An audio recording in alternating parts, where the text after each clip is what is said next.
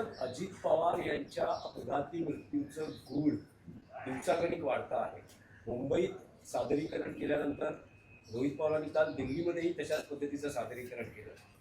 संशय घातपाताचा व्यक्त केलेला आहे. हा मुद्दा आहे आणि त्याला मुख्यमंत्र्यांनी म्हटलेलं आहे की ज्या भारतीय तपास यंत्रणा आहे त्यांच्यावर कोणी प्रश्नचिन्ह किंवा संशय घेऊ नये. भारतीय तपास यंत्रणावरच प्रश्नचिन्ह आहे. भारतीय जनता पक्ष सत्तेवर आल्यापासून या राज्यातल्या आणि देशातल्या तपास यंत्रणा या भाडखाऊ झालेल्या आहेत. भाडखाऊ काय? भाड खाऊ, लाचार, गुलाम. मग ईडी असेल,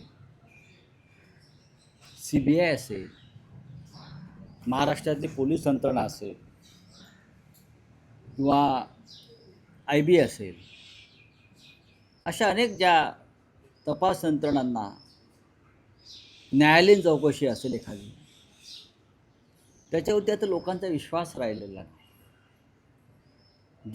जे सरकार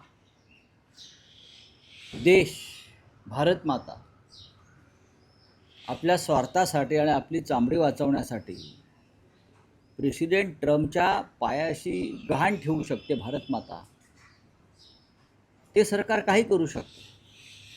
आतापर्यंत मोदी आल्यापासून कोणत्याही घटनेचा तपास हा निष्पक्ष झालेला नाही.